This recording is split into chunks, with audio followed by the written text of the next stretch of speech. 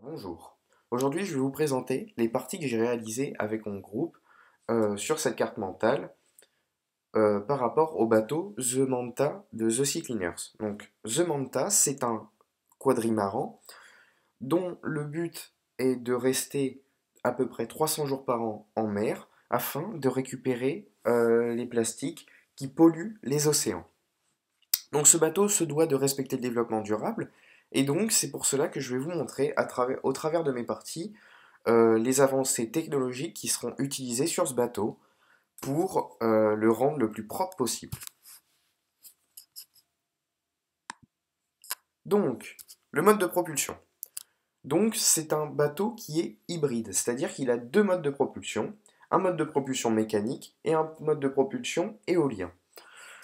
Donc, le premier mode, qui est un mode mécanique, c'est le moteur électrique avec hélice appelé pod. Donc ce sont des nouveaux moteurs qui sont électriques, qui sont montés sur un axe et qui peuvent être orientés à 360 degrés afin d'améliorer la maniabilité du bateau. C'est considérable comme avancée puisque ce bateau, c'est un très grand voilier.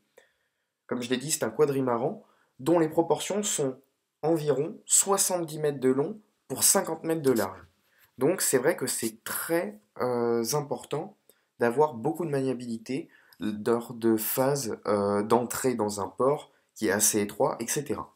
Ensuite, le deuxième mode, donc le mode éolien cette fois, ce sont les voiles.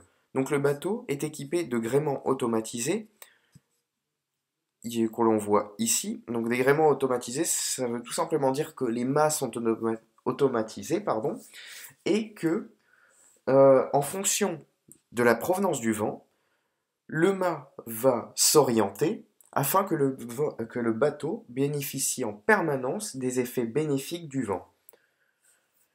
Ce bateau est équipé de voiles Dynarig. Donc les voiles Dynarig, c'est les voiles les plus chères du marché, puisque ce sont des voiles haut de gamme qui ont une très bonne prise au vent, ce qui est très important pour un bateau comme celui-là, et qui sont assez résistantes et qui ont une grande longévité. La grande longévité, c'est très important puisque ce bateau doit respecter le développement durable, et donc le but, c'est de faire le moins de remplacements possible sur ce bateau.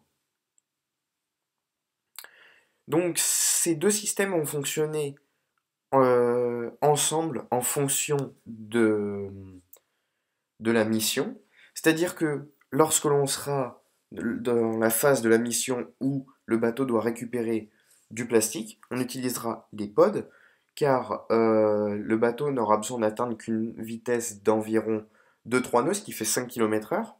Donc le bateau n'a pas besoin d'aller vite pour récupérer du plastique. Enfin, si le bateau par contre doit rejoindre le port au plus vite pour repartir en mission, eh bien on va utiliser ces deux systèmes ensemble, donc les voiles et les pods, et certaines fois, pour faire des économies d'énergie, on va couper les pods et on va utiliser uniquement les voiles. L'utilisation de ces deux modes de propulsion ensemble vont faire que le bateau va atteindre une vitesse de 10-11 nœuds, ce qui est considérable puisque ça fait à peu près 20 km/h, et dans les milieux maritimes, 20 km/h c'est déjà très élevé. Donc pour cette partie c'est terminé, maintenant on va parler de la partie production électrique.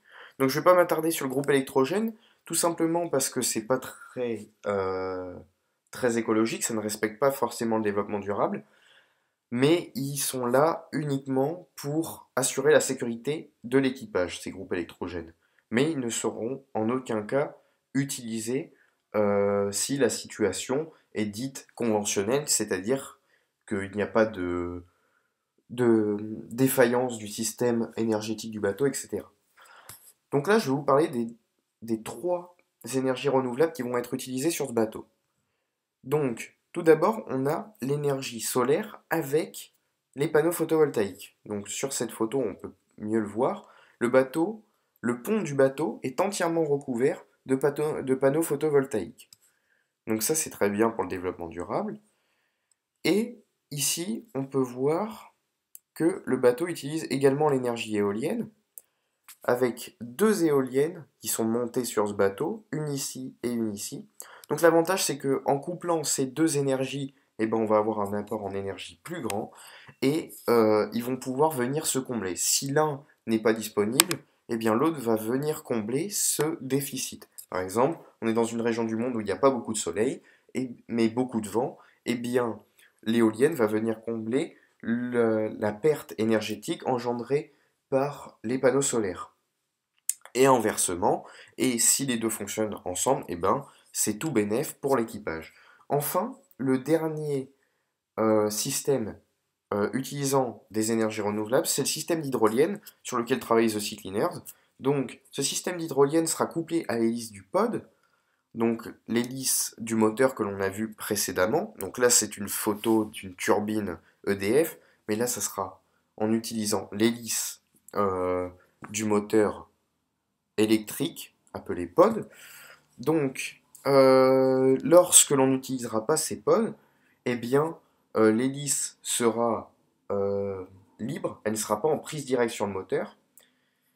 Et donc, l'avantage, c'est que on pourra récupérer l'énergie produite par cette hélice grâce au courant marin. Donc, l'hélice va tourner grâce au courant, et donc au courant de l'eau.